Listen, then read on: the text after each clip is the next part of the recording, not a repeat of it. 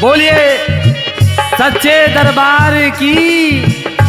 एगो बेटा माई के आंचल में दुलार प्यार पावत बा और माई के वर्णन गावता, माई के महिमा गावता। लइका कैसे? हमरे मास्टर जी बजावत हैं, कहना बा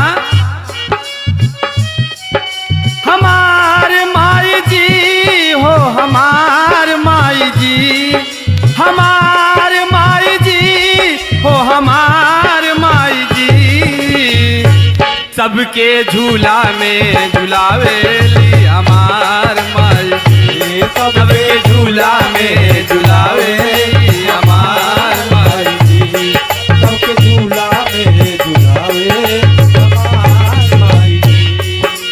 जहवा जहवा हम जाइला हमरे सतवा जालिन हो, हमरे सतवा जाल, जहाँ जहाँ हम जाइला हमरे सतवा जालिन हो, हमरे सतवा जाइली।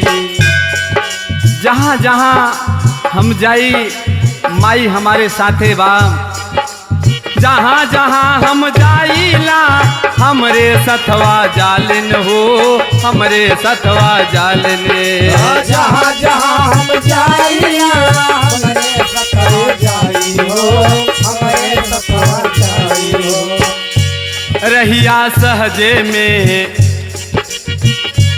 रहिया सहजे में बतावेली हमार माई जी, रहिया सहजे में बतावेली हमार माई जी, रहिया सहजे में बतावेली हमार मैया। हमार माई जी हो, हमार माई जी, हमार माई जी हो, हमार माई जी, सबके झूला में झुलावेली हमार माई जी, सबके झूला में झुलावेली हमार माई जी, सबके झूला में झुलावेली हमार माई जी। दूसरे लाइन में कहना बा काम क्रोध ईर्षा मध लोभ की सर पे चढ़ल गठरिया हो, सर पे चढ़ल गठरिया हो, काम क्रोध ईर्षा मध लोभ की सर पे चढ़ल गठरिया हो, सब पे चढ़ल गठरिया।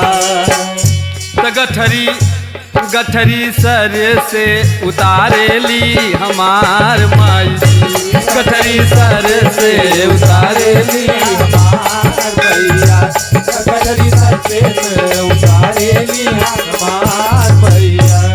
हे हमार माई जी हो, हमार माई जी, हमार माई जी हो, हमार माई जी, सर से गठरी उतारेली हमार माई जी, सर से गठरी उतारेली हमार माई, सर से गठरी उतारेली हमार माई। तीसरे लाइन में आखिरी बंद में कहना बा जिंदगी की मंजिल बा सामने, आँख पे पर्दा चढ़ल हो, आँख पे पर्दा चढ़ल हो, चरण भैया आँख में पर्दा चरण हो, आँख में पर्दा चरण हो।